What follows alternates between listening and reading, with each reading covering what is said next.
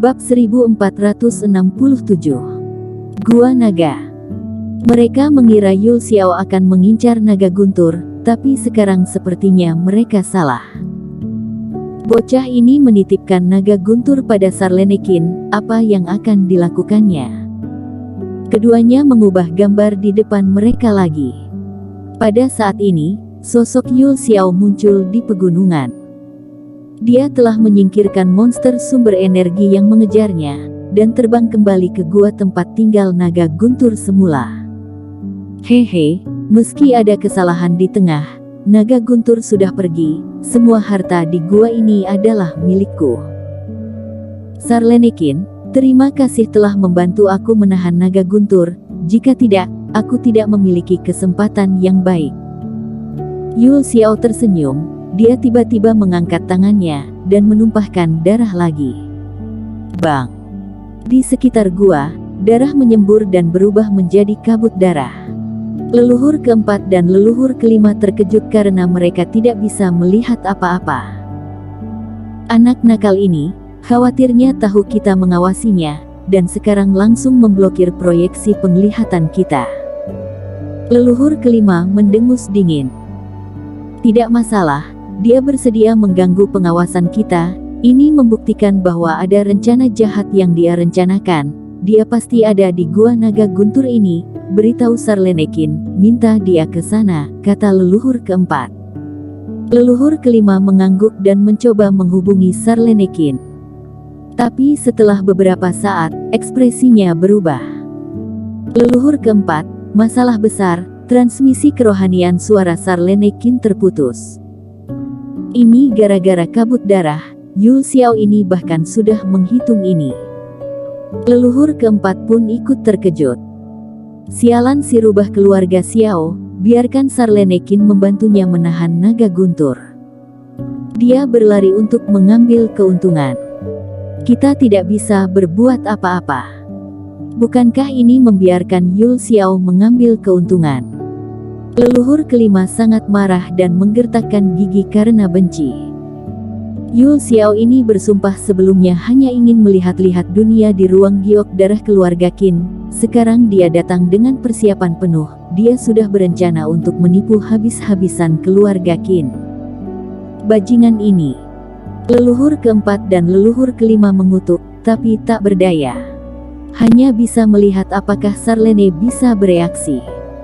Apapun manfaatnya, itu harus menjadi milik keluarga Qin kita, bukan keluarga Xiao. Tapi keduanya sedikit putus asa.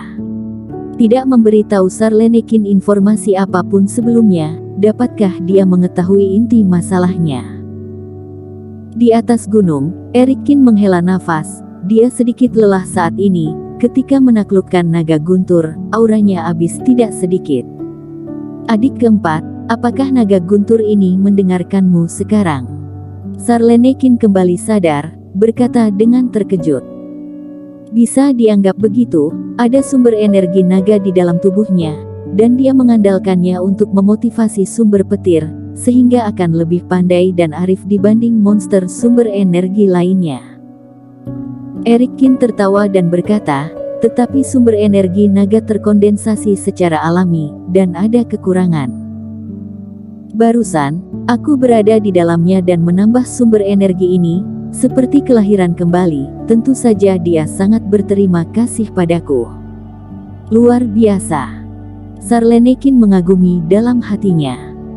Erik Qin mengatakan dengan sederhana, tetapi menyelinap ke dalam tubuh naga guntur untuk memperbaiki sumber energinya, jika dengan tidak sengaja, kemungkinan akan dihancurkan sampai mati oleh naga guntur yang ngamuk. Kebanyakan orang tidak punya nyali.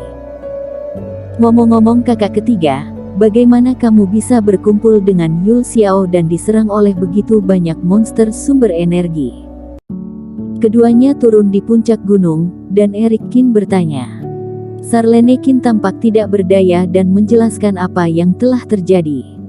Setelah mendengarkan, Erik Qin mengerutkan kening. Kamu bilang Yul Xiao sengaja menghindarimu. Kamu tidak menemukannya sepanjang malam, tapi dia datang kepadamu hari ini dengan sekelompok monster yang marah. Monster sumber energi ini tidak akan menyerang orang sesuka hati, kecuali terprovokasi atau tergoda. Karena masalah sumber energi, naga guntur ini paling suka tidur, bahkan lebih kecil kemungkinannya untuk menyerang kultivator. Kalau kamu bilang seperti ini, aku merasa sedikit keran, tidak tahu apa yang dilakukan orang ini. Ekspresi Sarlenekin juga menjadi serius. Kamu bilang bisa menghubungi leluhur keempat, mereka seharusnya tahu keberadaan Yul Xiao, kata Eric Qin. Sarlenekin menepuk dahinya dan segera berkomunikasi. Tapi kemudian dia muram dan berkata, aku tidak bisa berkomunikasi, kerohanian aku sepertinya tidak dapat dipisahkan dari ruang ini. Betul sekali. Mata Eric Qin berkedip dingin dan berkata, Yul Xiao ini pasti ada rencana besar. Dia rela mengambil harta karun berharga sebagai tiket masuk, konspirasinya pasti besar.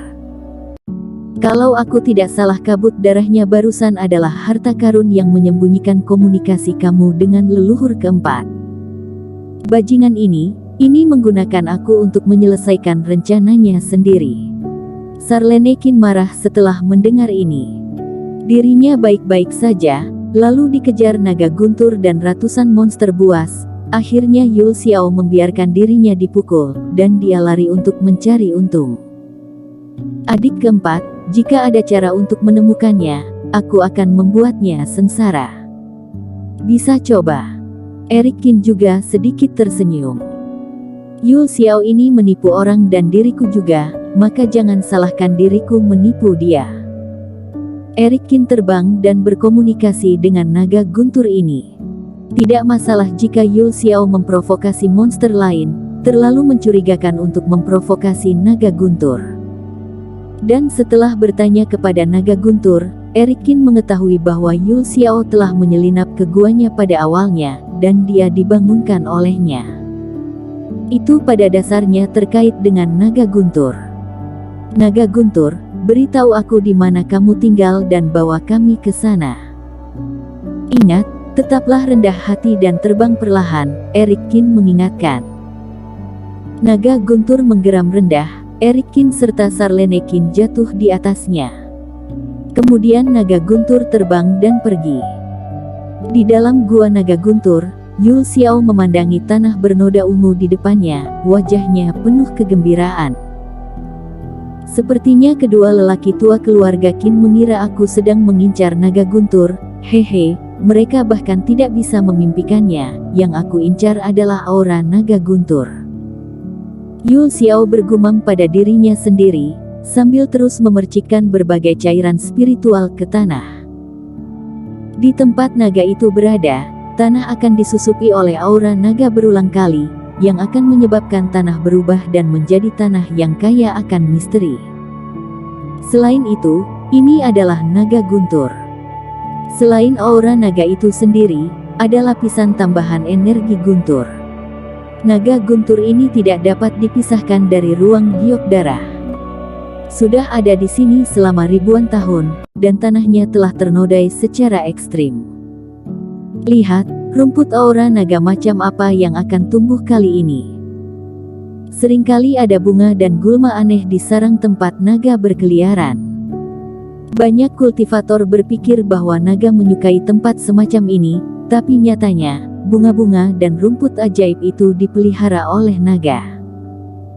Tentu saja pemeliharaan ini benar-benar alami, namun Yul Xiao baru saja mempelajari teknik rahasia tentang merangsang aura tanah naga ini. Setelah dia menaburkan benih ungu tiba-tiba tumbuh di daerah ini dengan kecepatan yang terlihat dengan mata telanjang. 1 tanaman, 2 tanaman, 14 tanaman, aku kaya, kali ini aku dapat menghasilkan banyak uang. Yul Xiao sangat bersemangat. 10 mil jauhnya dari gua ini, Eric Qin melihat kabut darah menyelimuti seluruh area tersebut. Dengan cara ini, bahkan jika naga guntur kembali, dia tidak akan mendobraknya karena jijik dengan auranya. Eric Qin, sepertinya kamu benar. Yul Xiao memang ada di sini. Sarlenekin mengertakkan gigi. Bersambung.